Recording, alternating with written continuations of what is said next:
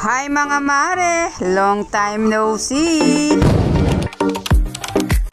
Lately nga mga mare ay talagang wala akong upload dahil tinamad akong mag voice over. Minsan kasi ang dami kong ginagawa at hindi ko na talaga maisingit yung aking pagbablog. Totoo lang mga mare ay talagang napakahirap din ang maging isang vlogger.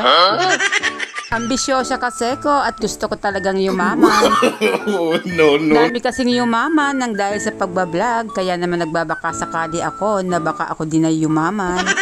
Honestly mga mare ay talagang sakripisyo din ang pagbablog. Time consuming at talagang wala kang magagawa sa bahay mga mare. Ang mga gusto ngang mag-vlog ay sinasabi ko sa iyo, marami ka pang pag-aaralan. Yung pag-e-edit nga at yung pagbo-voice over ay aabutin ka na talaga ng isang araw. Pero kung totoo ka naman at wala ka namang ginagawa, sa loob lang ng 2 o 3 oras ay matatapos ka na. Hirap kasi ang mag-voice over at talagang iisipin mo pa kung ano yung mga sasabihin mo. Kung nga mga mare, pag nagbo-voice over ay talagang actual na at hindi na ako nagsusulat pa ng anumang mga kodigo para basahin. I-replay ko lang yung bawat mga sinasabi ko at pag nagustuhan ko ay hindi ko na iniiba mga mare. Pero alam nyo ba, sa totoo lang ay ayokong pinanonood ng paulit-ulit yung mga vlog ko. Para kasing hindi ko gusto at talagang natatawa ko sa boses ko mga mare.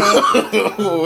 Pero habang tumatagal nga ay nasanay na rin ako at wala naman talaga akong magagawa. Siya, teka muna at ichichika ko muna sa inyo itong aking halaman. Spider plant nga pala ang tawag dyan at napanood ko lang yan sa YouTube. Yan ko nga pala yan ng plastic cup para naka-elevated. Nagkaugat na nga yan mga mare ay tsaka ko palang tatanggalin. Pwede nga yan sa paso at pwede rin yung hanging plant kung gusto nyo mga mare. Ito nga pala sa isang plant box ko ay wala ring mga tanim na halaman kaya naman nag-invento ko ng maitatanim ko dito. Wala pa kasi akong time na pumunta ng tabang para bumili ng mga halaman. Nga palang nabasag kong paso ay tatamnan ko ng maliliit na halaman. Ang ganitong style nga ay napanood nyo lang sa YouTube. And charan, eto na po ang finished product. O diba ang cute niya mga mare? With matching hagdanan pa yan. Wala talagang magawa sa bahay, nagiging creative hindi ba mga mare? Nang matapos nga ako sa mga halaman ay ito namang mga alaga ko ang aking isusunod. Pala ang 3 itlog mga mare. Mula kasi nang ipinanganak sila ay hindi pa sila naliligo kaya naman ngayon ay i-makeover ko sila. Mahigit na nga pala silang 1 buwan at pwede na silang paliguan. Hindi nyo nga naitatanong mga mare, ang alaga naming aso ay umabot na sa 12. Yung 6 nga po dyan ay may mga breed at yun namang 6 ay mga askal. Ang lakas nga po namin sa dog food at yung isang sako ay umaabot lang ng 10 araw. Pagkain naman po ng aming mga askal ay dog food na may kasamang kanin kaya sobrang lakas din po namin sa bigas. Alam nyo ba na mas malaki pa ang gastos ng aming mga alaga kaysa sa pagkain namin mga mare? Pero okay lang dahil nairaraos naman namin yung mga pagkain nila. Sobrang hirap talagang mag-alaga ng ganito karaming aso pero tiyagaan lang. Bilang dog lover nga ay hindi ka talaga magsasawa na pakainin sila at alagaan. Napakalaking obligasyon nga din ang pag-aalaga ng mga aso dahil araw-araw ay pakakainin mo din sila. Bukod pa nga doon mga mare ay magdadampot ka pa ng kanilang mga pupo. Ito nga huling paliliguan ko ay si Oreo, siya yung nanay ng 3